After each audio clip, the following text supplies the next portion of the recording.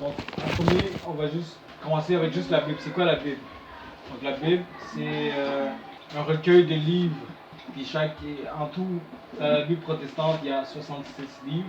Puis comme vous savez, dans les 66 livres, la Bible sont divisés. Comment les livres sont divisés dans la Bible? Sont divisés en thèmes, en groupes thématiques. Donc, vous avez déjà le premier thème, c'est l'Ancien Testament et le Nouveau Testament.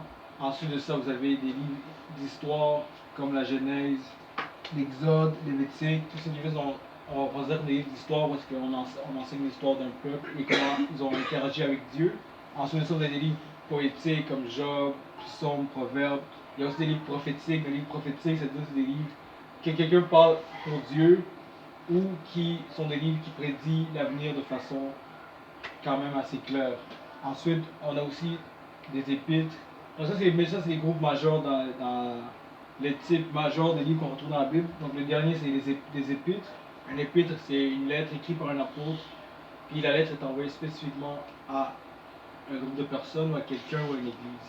Donc, pourquoi je trouve que c'est important qu'on interpréter donc, je trouve que c'est important d'interpréter parce que c'est ça notre outil pour comprendre ce que Dieu veut nous communiquer.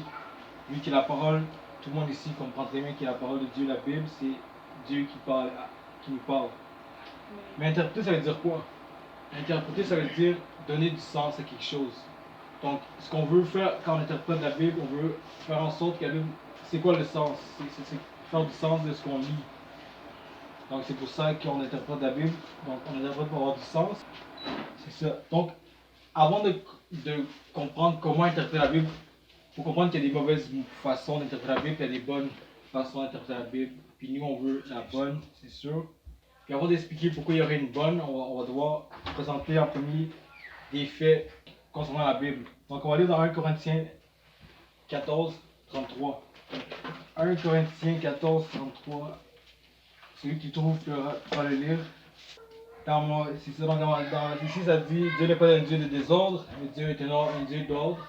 Dans ma Bible, ici, on marque Dieu n'est pas un Dieu de confusion. Donc, Dieu est un Dieu. Le contraire de confusion, c'est quoi? C'est logique, donc quelque chose qui fait du sens. Donc, Dieu n'est pas un Dieu de confusion, ça veut dire Dieu est le contraire. Dieu est un Dieu de logique, est un Dieu qui fait du sens. Donc, déjà, en partant, on sait très bien que le Dieu qu'on sert ou le Dieu qui veut passer un message dans la Bible est un Dieu qui fait du sens, qui est logique. Donc, on peut utiliser la logique pour essayer de le comprendre, vu que Dieu est de cette nature, comme ce que la Bible nous enseigne elle-même. Donc, pourquoi on devrait faire du sens? Pourquoi est-ce qu'on aurait besoin de faire du sens de la Bible? Par exemple, si moi je vous parle en ce moment, j'essaie de vous communiquer un message. Vous n'avez pas besoin d'interpréter ce que je vous dis, vous comprenez exactement ce que je vous dis. Ce que je dis, c'est ce que je vous dis. Et pourquoi on aurait besoin de faire ça pour la Bible? Pourquoi on aurait juste à lire la Bible et c'est correct? La raison pourquoi on peut faire ça avec la Bible, c'est que la Bible, ça a été écrit, il y a 2000 ans, dans une langue complètement différente d'une autre, puis dans un contexte complètement différent de nous. Donc, à cause de ça, ça fait en sorte que je peux pas juste utiliser ce que je sais aujourd'hui pour comprendre quelque chose qui a été écrit il y a 2000 ans dans une langue complètement différente, par quelqu'un qui a une vie différente de la mienne. Vous voyez, donc là, c'est pour ça qu'on est obligé d'employer des outils pour essayer de comprendre ce que ça nous dit, parce qu'ils ne parlent pas la même chose que nous aujourd'hui, ils ne parlent même pas la même langue, ils n'ont même pas la même réalité que nous. Donc c'est important. C'est pour ça que je trouve que c'est important d'interpréter la Bible. 1 Thessaloniciens 5, verset 20. Donc là, je vais juste montrer que la Bible elle-même nous demande d'interpréter la Bible. Donc on va lire dans 1 Thessaloniciens, donc la première lettre écrite à l'église de Thessaloniciens, chapitre 5, verset 20. Je vais lire au nom du Seigneur Jésus. Ne méprisez pas les prophéties, mais examinez toutes choses, retenez ce qui est bon. Encore une fois, retenez tout ce qui est bon, examinez toutes les prophéties. Donc, prophétie, c'est le mot qui signifie soit ça vient d'une parole, ça vient d'un prophète, donc quelqu'un qui parle à la place de Dieu, donc quelqu'un qui essaie de prédire l'avenir, des choses comme ça. Donc, il faut examiner toute prophétie et retenir ce qui est bon. C'est-à-dire qu'il y a quelque chose de mauvais, il ne faudrait pas le retenir, des choses comme ça. Donc, on va aller aussi dans 1 Jean, chapitre 4, verset 1. Donc, si vous trouvez, celui qui trouve pourra le lire. 1 Jean, chapitre 4, verset 1. Donc, ça aussi, dans la Bible, c'est dans Donc Jean, c'est dans la section des épîtres aussi. Donc un Jean, donc il y a Jean l'évangile, puis il y a Jean l'épître. Donc la différence entre les deux, c'est que l'évangile, ça raconte plus l'histoire de Jésus, plus l'histoire de ce qui s'est passé. Puis l'épître de Jean, c'est plus une lettre qui est écrite encore une fois à quelqu'un, à l'église, des choses comme ça. Donc, vous allez comprendre pourquoi c'est important. Il faut toujours avoir une idée. Ok, qu'est-ce qui se passe? C'est quoi le livre qu'on lit et tout ça. Donc, 1 Jean chapitre 4, est-ce que vous l'avez trouvé? Amen. 1 Jean chapitre 4, verset 1, je vais lire au nom du Seigneur Jésus. Bien-aimés, n'ajoutez pas foi à tout esprit, mais prouvez les esprits pour savoir s'ils sont de Dieu. Car plusieurs faux prophètes sont venus dans le monde. Donc, comme vous pouvez voir ici aussi, encore une fois, un prophète, c'est quelqu'un qui parle à la place de Dieu ou qui essaie de prédire l'avenir. Encore une fois, ça nous enseigne de ne pas ajouter foi à toute prophétie. Encore une fois, de tester tous les esprits. Donc ici, dans le contexte, on parle de l'esprit prophétique qui donnerait une prophétie, donc ou l'esprit qui parle à la place de Dieu pour enseigner quelque chose. Donc ça nous demande encore une fois de faire attention et de juger tout esprit et de faire attention de bien discerner ce qui est bon et ce qui est mauvais. Puis en dernier, on va lire Acte 14, verset 11. Donc Acte 14, donc Acte, c'est quoi Acte? Le nom complet, c'est les Actes des Apôtres. Encore une fois, c'est un livre qui retrace l'histoire des apôtres après que Jésus soit crucifié, qu'ils aient reçu le Saint-Esprit. Encore une fois, ça aussi, c'est un livre d'histoire qui rencontre les Actes des Apôtres. Donc, Actes des Apôtres, chapitre 17, verset 11. Je veux le nom du Seigneur Jésus. Ces Juifs avaient des sentiments plus nobles que ceux de Thessalonique. Ils assuraient la parole avec beaucoup d'empressement et ils examinaient chaque jour les Écritures pour voir si ce qu'on leur disait était exact. Amen. Amen. Donc, encore une fois, là c'est des Juifs en Thessalonique, donc c'est eux-mêmes que Paul avait écrit la lettre tantôt qu'on a lu. Puis encore une fois, Paul les encourage, Paul est content de ces Juifs-là parce que ces Juifs-là, eux, ils examinent même ce que Paul lui-même leur enseigne. Donc ils se réfèrent aux Écritures, encore une fois, pour voir si ce que Paul lui-même écrit est vrai ou leur enseigne est vrai. Donc ça, c'est juste pour montrer que la Bible elle-même supporte cette idée que les gens doivent fournir un effort pour interpréter la Bible ou fournir un effort pour essayer de comprendre ce qu'on les enseigne ou ce qu'on leur dit. Donc, la Bible, c'est un livre qui a été écrit par des êtres humains comme vous et moi, sous l'inspiration de cet esprit. Donc ça, c'est sûr, on croit que la Bible, c'est un livre inspiré, mais on croit aussi que les gens ont été inspirés par le Saint-Esprit. Le Saint-Esprit a utilisé leur capacité intellectuelle, leur capacité d'écriture pour écrire leur message. Donc, ce que je veux dire par là, c'est que, par exemple, Paul qui écrivait une lettre, il a écrit dans une situation, à cause d'une situation. Paul s'est pas réveillé un matin, puis tout d'un coup, il a commencé à écrire quelque chose de nulle part. Et puis, c'est ça la lettre qu'il a écrite. Donc, c'est pas ça qui s'est passé. Ce qui s'est passé, c'est que il y avait une situation, par exemple, les Thessaloniciens voulaient savoir quelque chose, ou lui avaient demandé quelque chose, donc Paul les a répondu en leur envoyant une lettre, puis aujourd'hui nous avons une copie de cette lettre que Paul les a envoyée. Donc c'est très important de différencier parce que à cause de cette situation-là, maintenant pour comprendre la lettre, il faut comprendre c'est quoi la situation, ou comprendre qu'est-ce que ces gens-là savaient.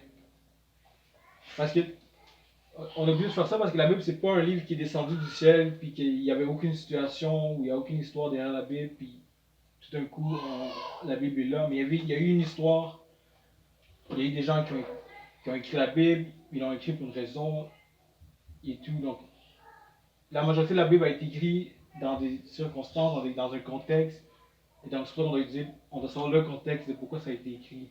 Mais oui, il y a certains versets, il y a certains passages dans la Bible que c'est Dieu lui-même qui a directement dit écris ça, écris ça, écris ça. Comme par exemple, les commandements. Ça, c'est Dieu qui a dit écrivez ça mot pour mot.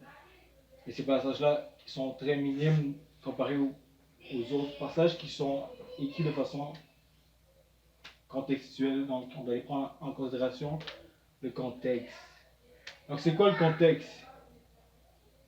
Contexte, c'est un mot qui veut juste dire aux alentours d'un verset de quoi qu'on parle, ou aux alentours d'une situation, c'est quoi l'histoire, ou des choses comme ça, c'est ça qu'on veut dire par contexte. Donc c'est très important. La première chose à savoir, c'est quoi le contexte, soit historique, soit grammatical, ou soit des choses comme ça.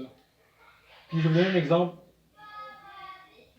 de contexte, ça veut dire quoi? Par exemple, aujourd'hui, vous recevez un message de quelqu'un au Canada, puis il vous dit « Je meurs de faim ». Ça, vous allez comprendre comment? Comment vous allez comprendre son message? Vous allez comprendre que cette personne vous a fait une blague en disant qu'elle est en train d'exagérer qu'elle meurt de faim. Au Canada, c'est rare que les gens meurent de faim. Donc c'est sûr que c'est une blague, c'est sûr qu'il est juste en train d'exagérer la situation. Mais si vous recevez le même message de quelqu'un en Afrique, dans un pays pauvre, qui vous dit « Je meurs de faim », là, votre compréhension de son message va être différente. Même si c'est les mêmes mots que la personne vous a dit au Canada, juste le fait que la personne est en Afrique, puis qu'elle vous dit elle vous dit le même message, et bien vous allez le comprendre de façon différente parce que cette fois-ci vous allez le comprendre de façon sérieuse. Vous allez dire oh ok c'est peut-être vrai, je devrais faire quelque chose et tout. Parce qu'elle vit en Afrique et en Afrique ils vivent une situation différente qu'au Canada. Donc même si c'est le même message, à cause du contexte, les messages ont une définition, ils véhiculent une idée différente. Donc c'est pour ça que c'est important de prendre en considération le contexte. Parce que la Bible a été écrite pour nous, mais pas à nous.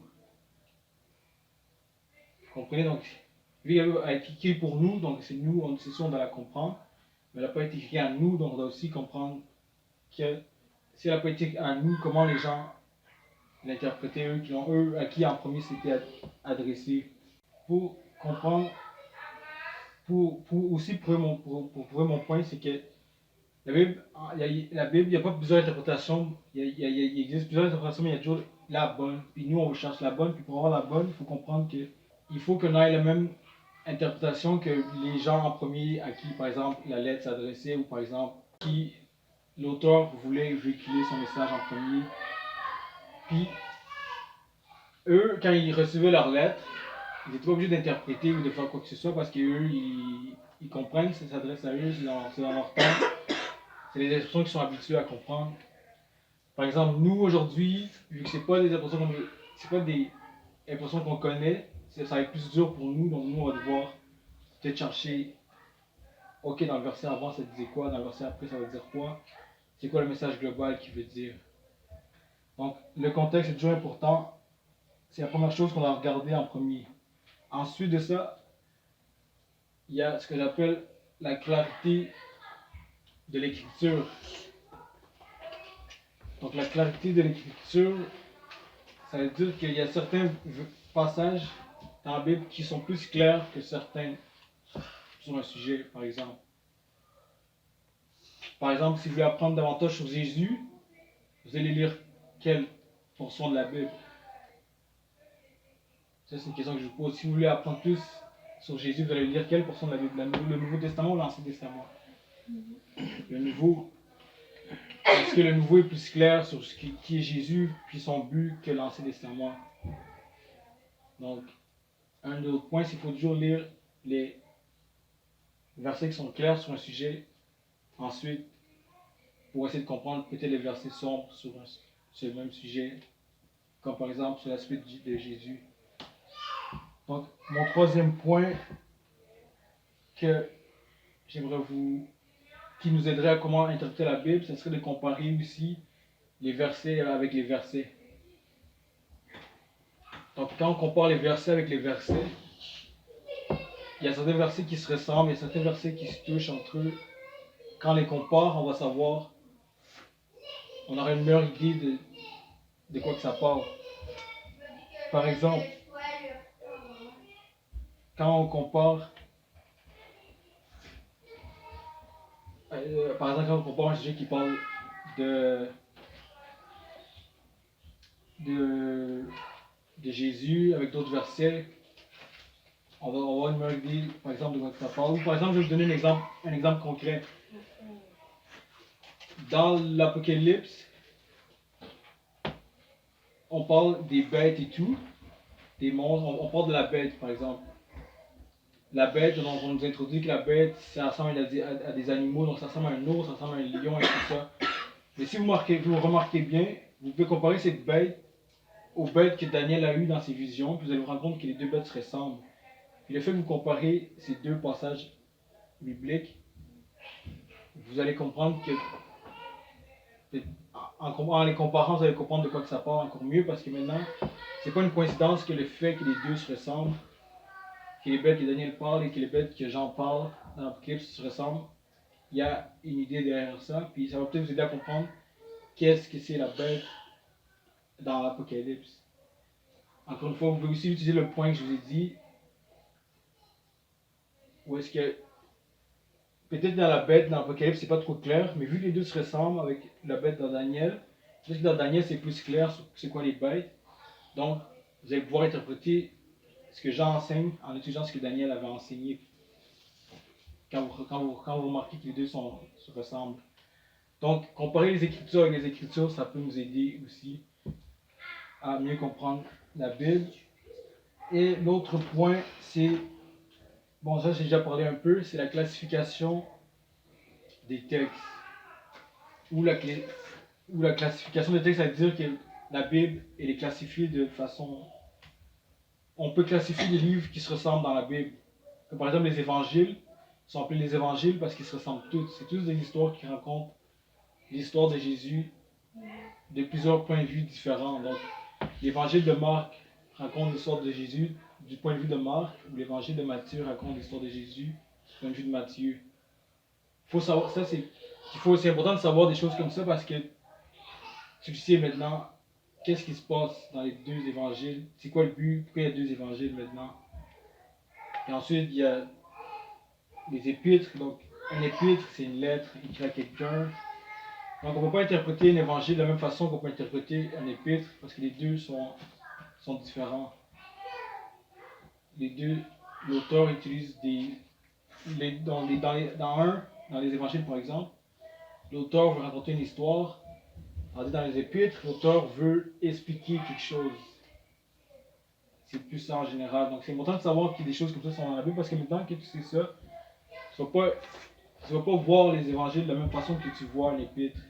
Puis c'est important parce que c'est comme ça que Dieu veut qu'on fasse. C'est comme ça qu'aujourd'hui on a une Bible qui est classifiée de façon à ce qu'on a même la section des évangiles, la section des épîtres, la section de l'Ancien Testament. Donc c'est Dieu qui a voulu aujourd'hui, tout ce qu'on a aujourd'hui, c'est Dieu qui a mis à notre disposition pour nous aider à mieux comprendre. Puis l'autre point aussi, je vais vous dire, ce serait l'aspect historique, ben, je sais pas comment dire ça, mais l'aspect historique ou les points de vue historiques de l'Église. Ce qu'il faut comprendre avec ce que je veux dire par là, c'est que on sait tous très bien que Dieu a inspiré. Donc avant tout, quand on veut interpréter la Bible, il faut toujours interpréter la Bible avec le Saint-Esprit. Donc c'est le Saint-Esprit, le rôle du Saint-Esprit, on sait tous, c'est quoi? C'est de nous conduire vers la vérité. Donc le Saint-Esprit a été envoyé sur terre pour nous conduire vers la vérité, c'est ce que la Bible enseigne. Amen. Mais le Saint-Esprit enseigne la même vérité à tout le monde. Puis la vérité qu'il enseigne, c'est toujours une vérité qui est supportée par la Bible. Donc, si le Saint-Esprit t'enseigne quelque chose, sur un passage biblique, on va dire, mais le Saint-Esprit enseigne la même chose à quelqu'un d'autre il y a 2000 ans qui se posait la même question que toi, ou par exemple à un autre chrétien en Afrique qui se pose la même question sur toi, parce que le Saint-Esprit enseigne une seule et même vérité. Et le Saint-Esprit aussi enseigne les gens. Le Saint-Esprit enseigne pas juste les gens de façon individuelle, mais il enseigne aussi de façon corporelle. Qu'est-ce que je veux dire par corporelle? Par exemple, dans l'Église, la Bible nous enseigne que dans l'Église, il y a des dons.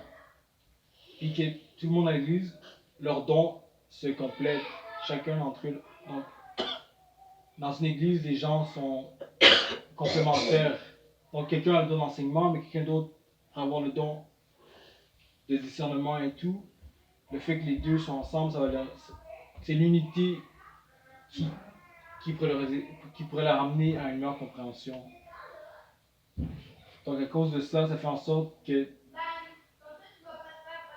il faut regarder le point de vue des autres personnes aussi. Par exemple, si j'interprète un verset et que je suis le seul au monde qui a eu cette interprétation, ça pourrait être bizarre parce que peut-être quelqu'un d'autre, pourquoi les autres personnes ont une interprétation différente de moi alors qu'on a le même esprit. Parce qu'en théorie, tout le monde devrait avoir la même compréhension.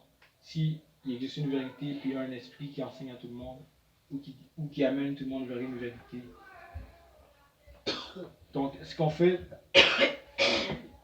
ce que j'aime faire, c'est qu'aujourd'hui, il existe des Bibles qui ont des commentaires des fois. Puis, un commentaire, c'est vraiment important aussi. Parce qu'un commentaire, ce que ça fait, c'est que, soit par exemple, moi, je veux comprendre, si je voudrais comprendre dans la Bible, pourquoi il y a des Romains dans la Bible, pourquoi dans l'Ancien Testament, on ne parle jamais des Romains. Et ensuite, quand on est dans le Nouveau Testament, on parle toujours des Romains et tout et tout. Donc, ils étaient où les Romains dans l'Ancien Testament, des choses comme ça. Peut-être que je ne le sais pas. Mais peut-être qu'il y a quelqu'un, un historien, qui Dieu a inspiré à écrire quelque chose.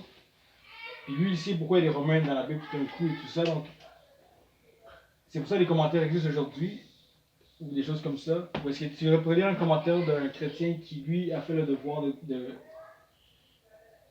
d'utiliser ses dons ou ses talents d'histoire pour expliquer pourquoi les Romains sont dans la Bible. Puis moi, je pourrais lire son commentaire et là, ça pourrait m'éclaircir sur le fait que, voilà pourquoi les Romains dans la Bible et tout. Et donc, ça m'explique le contexte des Romains. Ensuite, ça m'aiderait mieux à comprendre, par exemple, l'épître qui a été écrit aux Romains que Paul a écrit aux Romains. Parce que la Bible enseigne pas pourquoi les Romains sont dans le Nouveau Testament, pourquoi les Romains apparaissent à Jérusalem et tout, mais la Bible fait juste prendre ce qui s'est passé puis utilise le contexte.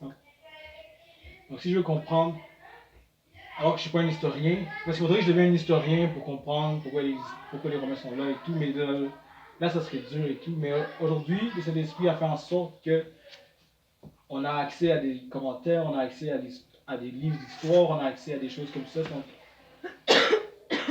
le Saint-Esprit agit aussi de cette façon-là où est-ce qu'il met des choses à notre disposition. Par exemple, quelqu'un à l'époque de Paul, lui, n'aurait pas besoin de lire l'histoire des Romains parce que lui, il sait déjà, il est dans l'histoire des Romains, il sait pourquoi les Romains sont là. Mais nous, aujourd'hui, qu'on vit 2000 ans plus tard dans un autre pays, nous, on ne sait pas pourquoi les Romains sont là. Donc, ce qui est bien avec nous aujourd'hui, c'est qu'aujourd'hui, on a accès à beaucoup de choses qui nous permettent, à l'Internet, qui nous permettent de chercher cette information-là.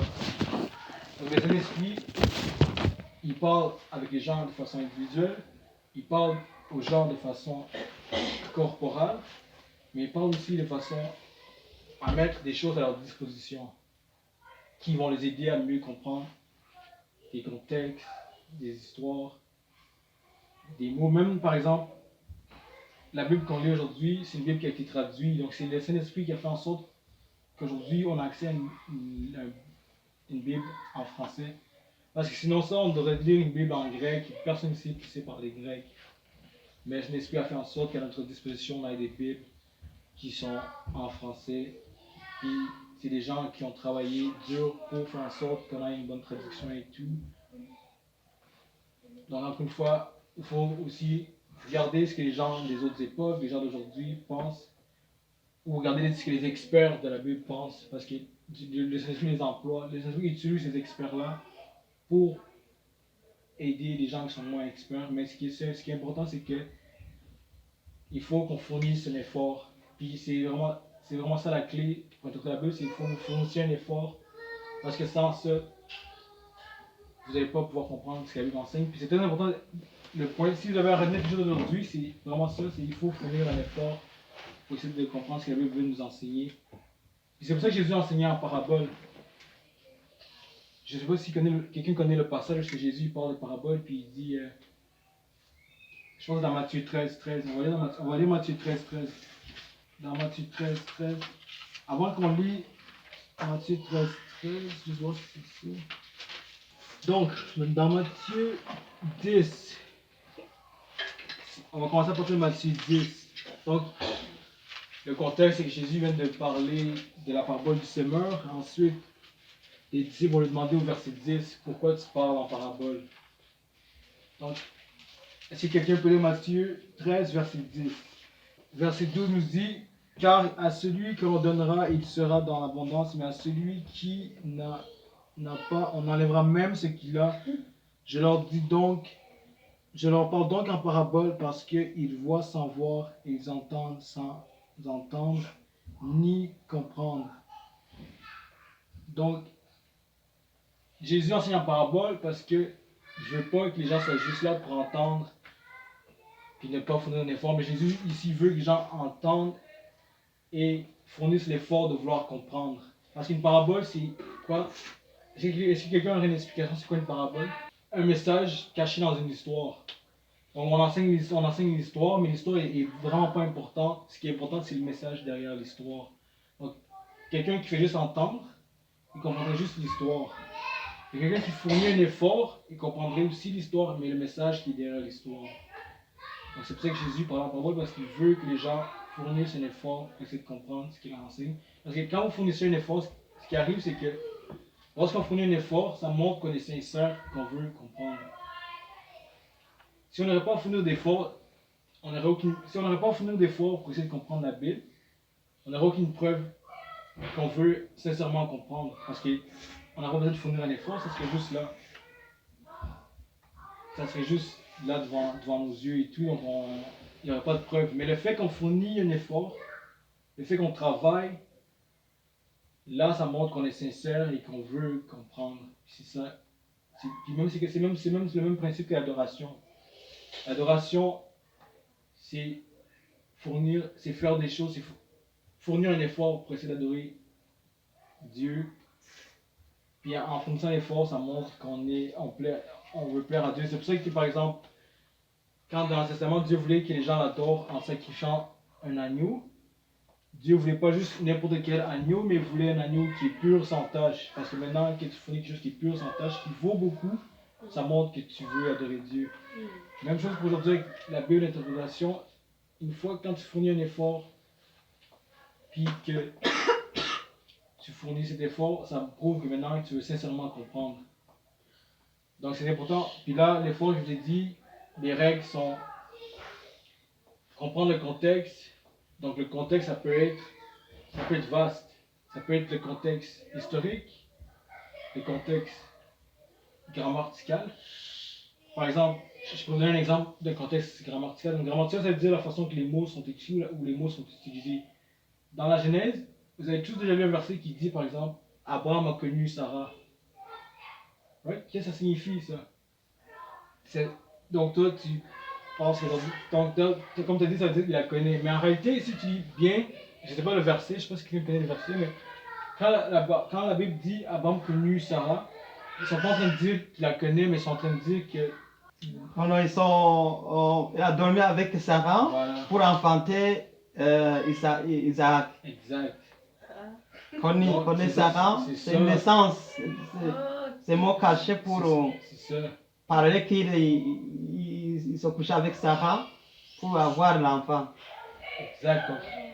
Bon, Marc-là a juste lu mot connu, puis elle a pensé, peut-être qu'elle ne savait pas, mais dans ce souci, quand la Bible disait, par exemple, Abraham a connu Sarah, donc ça ne veut pas juste dire qu'il a connu ou qu'il la connaît, ça voulait dire que justement ils ont dormi ensemble et tout, qu'ils ont eu un enfant. Donc ça, c'est pour ça que c'est important de voir le contexte, pas juste historique, mais ça peut être grammatical, ça peut être. Le contexte, c'est juste regarder aux alentours du verset, aux alentours de l'histoire, aux alentours des personnages, pour essayer de comprendre. Le deuxième point que j'ai amené, c'était d'utiliser les versets qui sont clairs comparé aux versets qui sont moins clairs. Je vais donner un exemple par exemple aujourd'hui. On sait tous vraiment que, par exemple, l'Ancien Testament enseignait sur le sabbat et tout. Mais là, quand vous arrivez au Nouveau Testament, on se rend compte que le sabbat, on dirait que c'est moins important. Donc. Mais si nous on veut comprendre qu'est-ce que la Bible enseigne sur le sabbat, il faut plus lire le Nouveau Testament, parce que le Nouveau Testament est plus clair sur ce que Dieu veut aujourd'hui pour nous. Parce que l'Ancien Testament était clair pour ce que Dieu voulait pour les Juifs dans leur temps à eux. Maintenant pour nous, c'est peut-être quelque chose de différent. Donc il faut savoir qu'il y a des versets qui sont plus clairs que d'autres, donc il faut toujours trouver ces versets qui sont clairs, ensuite interpréter les versets clairs à la lumière des versets sombres. C'est encore une fois, comme je dis, tout ça c'est de la logique, puis on sait très bien que Dieu est un Dieu de logique, parce qu'il n'est pas un Dieu de confusion. Encore l'autre point que j'ai amené, c'est de comparer les Écritures avec les Écritures. Et en dernier, il faut savoir qu'il y a des classifications. Donc, il y a des livres qui rencontrent seulement l'histoire, il y a des livres qui utilisent la poésie, il y a des livres qui répondent à des questions de quelqu'un. Et donc, il faut reconnaître qu'il y a plusieurs genres, des genres. Puis non seulement il faut comprendre qu'il y a des genres, mais aussi il y a des genres littéraires. Le vrai mot, c'est genre littéraire.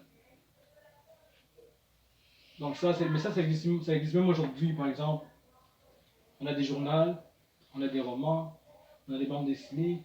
Tout ça, c'est des genres littéraires qui sont utilisés pour véhiculer un message. Il y a aussi des formes littéraires. Des formes littéraires, c'est par exemple les paraboles sont une forme littéraire où est-ce qu'on enseigne l'histoire. Une caractéristique, l'histoire n'est pas importante, mais c'est le message. Il y a aussi des hyperboles. Qui sait ce qu'est une hyperbole? Exagération.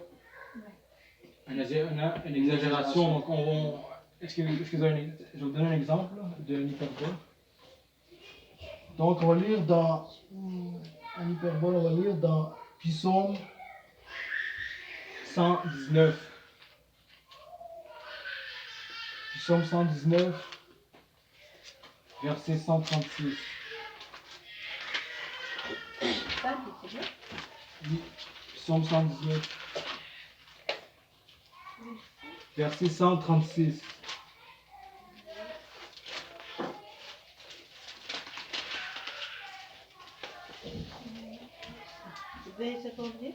Donc, maman, tu peux le lire, c'est Psaume 119, verset 136. Mais il répondant de Torah, parce que qu'on n'observe pas ta loi. Des rivières d'eau coulent de mes yeux. Est-ce que vous comprenez? Des rivières d'eau coulent de mes yeux parce que les gens n'observent plus la loi. Donc, des rivières d'eau coulent dans mes yeux parce que les gens n'observent plus la loi. Donc ça, c'est une hyperbole parce qu'il n'y a personne qui pleure de rivière. Une rivière, c'est gros et tout, il n'y a personne qui pleure de rivière, mais c'est une hyperbole pour exagérer justement le fait que la personne est vraiment triste. Le fait que les gens n'observent pas la loi. Donc elle exagère le fait qu'elle pleure. Est-ce que tu es triste? Hein? Ouais, elle aurait pu dire mes larmes, j'ai des larmes parce que les gens, donc je suis triste parce que les gens ne suivent plus la lumière. Mais vu qu'elle veut vraiment dire qu'elle est vraiment attristée, elle veut vraiment montrer à quel point qu'elle est attristée, elle a dit des rivières d'eau coulent de mes yeux. Pour montrer qu'elle est vraiment, vraiment, vraiment triste. Donc c'est ça une hyperbole. C'est la raison pourquoi les hyperboles et tout, c'est parce que les auteurs, justement, quand ils veulent communiquer un message, puis qu'il est juste pour montrer une version imagée de ce qu'ils sont en train d'expliquer, ils vont faire emploi à des formes littéraires. Comme par exemple, ça c'était une hyperbole. Il y avait Jésus avec les paraboles. On voit le mot bol. Il y a aussi, c'est quoi le contraire d'une hyperbole? Il y a un autre mot aussi pour dire le contraire d'une hyperbole. C'est quoi? Non, c'est pas ça. Tu peux le chercher, c'est le mot, mais le contraire d'une hyperbole, ça serait de quoi? Si une hyperbole, c'est exagérer la situation, l'autre, ça serait de ne pas exagérer la situation pour essayer de véhiculer un message. Donc, je ne sais pas si je donnerai un exemple, mais c'est sûr, dans la Bible, il y en a. Puis je vais vous donner un autre exemple aussi d'une hyperbole. Par exemple, quand Jésus il dit coupez vos mains pour éviter que votre main vous amène en enfer. Ça, encore une fois, c'est une hyperbole parce que, Jésus n'a jamais demandé à quelqu'un de couper. Tout le monde a péché, Jésus n'a jamais demandé à la personne de couper sa main pour empêcher qu'elle pêche. Donc c'est sûr que c'est pas ça que Jésus va enseigner, mais Jésus va enseigner le fait que justement, si ta main te fait en sorte que tu vas pécher, fais quelque chose. Fournis un effort pour pas que ta main te fasse pécher. Donc c'est ça l'hyperbole de couper ta main, pas nécessairement couper pour de vrai, mais faire quelque chose pour empêcher que ta main. Ah, c'est euphémisme. D'arrêter. C'est ça donc. Euphémisme, c'est un mot direct qui est déplaisant. Non, je pense Ouais, pas. c'est quelque chose de direct qui est déplaisant. Genre en mode. Je pense pas que Exemple, le truc de parabole du semeur. Tu sais, il a utilisé 4 genre moyens pour expliquer. Mais au lieu d'utiliser les 4 éléments, genre la terre ferme, la terre des roches, blabla, mais tu dis direct le message. Ça serait le plus ça serait exactement le message véhiculé des genre des terrains, je sais pas si tu comprends. Tu sais, il y a eu un terrain de roche, il y a eu un terrain de blé, il y a eu un terrain de. Donc, C'est ça. ce qu'il faut comprendre, c'est que les auteurs utilisent beaucoup d'outils pour véhiculer leur message. Donc, c'est très important de savoir que ça existe des choses comme ça, parce que si tu sais pas que ça existe, tu vas toujours penser qu'il faut lire des fois ce que ça dit mot pour mot. Mais des fois, il ne faut pas juste lire ce qui est écrit mot pour mot.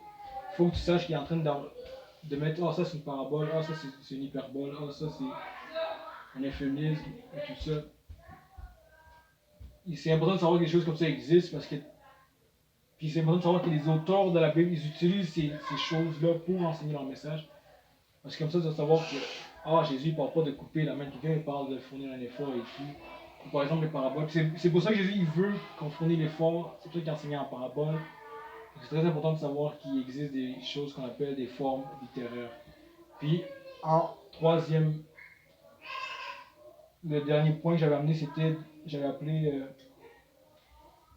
bon, je sais pas vraiment le nom pour ça, mais c'est de regarder le point de vue par exemple, d'autres personnes que tu connais, un pasteur, ou de regarder le point de vue de quelqu'un, un expert en histoire biblique, ou de regarder du point de vue des anciens, par exemple, les anciens dans l'histoire. Parce que si tout le monde a le même esprit, si les gens d'aujourd'hui, puis les gens d'avant, puis les experts de la Bible ont tous le même esprit, puis les esprits révèlent tous la même chose, tout le monde en théorie devrait tout avoir la même compréhension si on parle d'un verset biblique ou si on parle de la Bible. Donc c'est important de savoir que c'est très important de regarder le point de vue des autres aussi. Parce que peut-être que toi tu as fait une erreur, ou peut-être toi il y a quelque chose que tu ne sais pas vu que tu n'es pas un expert dans l'histoire. Peut-être que lui c'est l'expert, il sait la chose. Peut-être que le pasteur, lui, il a lu plusieurs fois le verset, donc vu qu'il a lu plusieurs fois, il va mieux comprendre que toi et des choses comme ça. Donc il faut regarder le point de vue des autres personnes. Parce que c'est comme ça que le Saint-Esprit fonctionne. Il faut utiliser aussi les outils que le Saint-Esprit nous a donnés. Les commentaires, l'Internet, les Bibles en ligne, les Bibles, il y a plusieurs choses. Il y a les dictionnaires bibliques. Si jamais il y a un mot que tu ne connais pas, par exemple dans ma Bible à moi, dans cette Bible à moi, il y a un lexique, il y a une partie où on explique certains mots, je veux dire quoi. Il y a une partie dans ma Bible où est-ce qu'on enseigne en général qu'est-ce que chaque livre de la Bible enseigne. Donc, tu as un résumé de ce que, par exemple, l'Apocalypse enseigne, et tout, et tout, et tout. Donc, c'est important d'utiliser les outils que le Saint-Esprit nous a donnés à notre disposition parce qu'ils sont là pour nous. Et les gens d'aujourd'hui parlent plus grec. C'est tout à fait normal. C'est tout à fait normal de lire la Bible et de ne pas tout de suite comprendre. Mais il faut comprendre que les esprits ont mis des choses à notre disposition pour nous aider à comprendre. Puis ces choses-là, il faut les utiliser parce que c'est pour ça qu'ils sont là. Il n'y a personne qui se lève un matin et qui dit moi je comprends tout de la Bible. Personne, tout le monde doit toujours fournir un effort. Puis c'est bien de fournir l'effort. C'est ce que Dieu demande. Bon, c'est ça. Donc, l'important à retenir aujourd'hui, c'est de fournir un effort quand on essaye d'interpréter la Bible. Regardez le contexte, regardez les mots. En dernier, je voudrais dire, donc oui, c'est vrai que tu as amené ce verset parce que, pas ce verset, mais ce sujet. Parce que l'Apocalypse, tout le monde sait très bien, c'est l'un des livres les plus difficiles à interpréter dans la Bible, à cause justement du fait que c'est un apocalypse. Il y a des monstres, Jésus est là, donc ça c'est vraiment spécial. Puis oui, on va parler de ça. La prochaine fois que je vais enseigner, ça serait, on va appliquer les règles d'aujourd'hui que je vais montrer, on va les appliquer à l'Apocalypse, puis on va essayer de comprendre qu'est-ce que ça signifie. L'Apocalypse, c'est un livre, un des livres les plus durs, c'est vraiment, il est vraiment spécial aussi. La raison qu'il est vraiment spécial, c'est que on va juste lire le premier verset de l'Apocalypse, parce que de toute façon, si je parle la prochaine fois, ça va être sur ça. Apocalypse chapitre 1, on va lire le premier paragraphe. On va voir ce que ça nous. Juste pour comprendre quelque chose. Donc, je vais lire Apocalypse chapitre 1. On va lire le premier paragraphe, ou le premier puis le deuxième paragraphe. Puis je vous suivez avec moi. Donc, Apocalypse chapitre 1, verset 1. Révélation de Jésus-Christ que Dieu lui a donné pour montrer à ses serviteurs ce qui doit arriver bientôt. Et il a fait signifier en voyant son ange à son serviteur Jean, lequel atteste comme parole de Dieu et témoigne de Jésus-Christ. Tout ce qu'il a vu, heureux celui qui lit, heureux ceux qui entendent les paroles de cette prophétie et observent ce qui s'y trouve écrit, car le temps est proche. Jean aux 7 églises d'Asie, à vous grâce et paix par celui qui est, qui était et qui vient, de par les 7 esprits qui sont devant son trône, et par Jésus-Christ, le témoin fidèle, le premier d'entre les morts et le souverain des rois de la terre. Donc ça, c'était les 2 premiers paragraphes. Donc déjà là, ce qui est vraiment important, c'est donc la première chose à faire, c'est de regarder le contexte. Mais là, on n'a pas beaucoup de contexte. Le livre commence comme ça. Mais le point que j'ai oublié de vous dire, c'est que la première chose à faire quand tu lis un verset, il faut toujours lire le sens littéraire. C'est-à-dire, ce qui est écrit, il faut toujours que tu lises ce qui est écrit mot pour mot. Donc quand ça dit, c'est une révélation de Jésus-Christ, donc c'est une révélation de Jésus-Christ. La seule raison où il ne faut pas que tu fasses ça, c'est lorsque tu as une indication, par exemple, quelque chose qui t'indiquerait, oh ok, il ne faut pas que tu lis le sens littéraire. C'est quoi? Donc, le sens littéraire, ça veut juste dire lire ce qui est écrit mot pour mot. Donc, mot pour mot, c'est écrit révélation de Jésus-Christ. Donc, il faut que tu dis, ça veut juste dire ça. Donc, il n'y a pas de parabole, il n'y a pas d'hyperbole, il n'y a pas de rien, c'est juste révélation de Jésus-Christ. Mais par exemple, si on t'indique, si tu vois que, ok, on indique, ça c'est une parabole, là tu es obligé d'employer maintenant, ah, c'est une parabole, il faut interpréter ça non littéraire. Par exemple, dans les psaumes, on sait déjà qu'un psaume, c'est de la poésie et tout, donc c'est sûr qu'il ne faut pas toujours lire ça de façon littéraire. Donc c'est pour ça que tantôt on a fait appel à une hyperbole. Mais là, c'est une apocalypse, là, il faut lire le sens littéraire. Donc, il faut toujours lire en premier le sens littéraire, à moins qu'on nous indique, ou à moins qu'il y ait une indication qui nous amène à nous dire, ok, non, ça, on ne peut pas lire de façon littéraire, ça n'a pas de sens. Donc ça ne faisait pas de sens que Jésus demande aux gens de couper leurs bras, mais ça veut dire peut-être que Jésus emploie une hyperbole à ce moment-là. Donc il faut juste savoir que des choses comme ça sont possibles. Mais en premier, toujours lire mot pour mot. Donc ce que je veux dire par là, c'est que Jean, on nous dit que l'Apocalypse c'est une révélation de Jésus-Christ qui donne à Jean. Donc Jésus révèle quelque chose à Jean, puis Jean doit écrire tout ce que Jésus lui révèle à cette église qui sont en Asie mineure. Puis ce qu'il va écrire à Jean, c'est quelque chose qui arrive très bientôt. Donc il dit 2 fois dans un paragraphe que c'est des choses qui arrivent très bientôt. Donc il dit, pour montrer à ses serviteurs ce qui doit arriver bientôt. Pour ça, à la fin, il dit, car le temps est proche. Donc si on juste regarde le contexte, c'est Jésus qui envoie une révélation à Jean. Jean doit envoyer à 7 églises. Et ces 7 églises doivent comprendre ce que Jésus leur enseigne parce que le temps est proche pour nous ou pour eux. Nous? Donc vous voyez, mais pourquoi ce serait pour nous alors que ce verset nous disait que c'était pour eux? Donc c'est pour ça que le livre d'Apocalypse c'est très important parce que les gens il faut lire ce qu'il nous dit. Le dernier point que je veux aussi vous dire, c'est qu'il faut laisser la Bible parler à sa place. Il faut que la Bible nous enseigne. Il ne faut pas que nous, on amène notre perception du monde sur la Bible. Il faut que la Bible nous enseigne sa perception du monde à nous. Vous comprenez? Il ne faut pas qu'on amène ce qu'on sait. Il ne faut pas amener ce qu'on sait sur la Bible, mais il faut laisser la Bible nous enseigner elle-même. Mais si on laisse la Bible enseigner elle-même, en ce moment, on a juste lu un verset qui nous dit que Jésus va donner une révélation à Jean. Donc, une révélation, ça veut dire quelque chose qui est caché. Il va le montrer. Ensuite, Jean, il faut qu'il envoie ça à ces églises qui sont en Asie. Donc, on sait même l'endroit, on sait même qui la lettre va être enseignée, va être envoyée. Puis, c'est pour des choses qui arrivent très bientôt. Pas pour nous, parce qu'on n'a aucune indication qui dit pour nous. On a lu ensemble, puis il n'y a rien qui dit pour nous, mais pour eux à qui la lettre a été écrite. Donc, c'est pour ça qu'il faut faire attention. Puis c'est pour ça que la Bible de l'Apocalypse est vraiment difficile à interpréter, parce que c'est une épître. On a dit tantôt qu'une épître, c'est quoi? Une lettre Une lettre qui? est adressée. À qui? Personne ou plusieurs personnes. Puis ça vient de qui une épître? Ça vient d'un apôtre. Donc une épître, c'est une lettre envoyée à une église par un apôtre. Tous les épîtres commencent comme ça. Ils commencent par l'apôtre qui s'introduit, le nom à qui il envoie la lettre, puis le but de sa lettre. Si vous avez tous lu les épîtres, ils commencent tous comme ça. Donc l'Apocalypse, on peut dire que c'est une épître. Donc si on va interpréter l'Apocalypse, on doit l'interpréter comme une épître. Parce que c'est une épître. C'est un apôtre qui envoie une lettre à une église. Mais c'est pas juste une épître, c'est une prophétie aussi, comme ça vient de dire. Une prophétie, ça veut dire que quelqu'un parle à la place de Dieu, donc un prophète, ou quelqu'un va essayer de prédire des choses qui arrivent dans un futur proche ou éloigné. Mais ici, on parle que c'est un futur proche. Donc le prophète qui va parler pour Dieu, c'est qui? C'est Jean. Donc Jean va parler des choses qui vont arriver très bientôt. Donc c'est une épître, c'est une prophétie. Puis en dernier, le point important, c'est un apocalypse.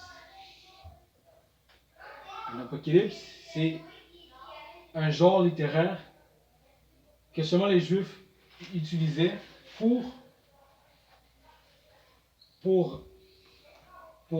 c'est un genre littéraire juif que les Juifs utilisaient pour, par exemple, présenter des réalités qui sont cachées dans le but d'encourager les gens qui vivent des situations difficiles.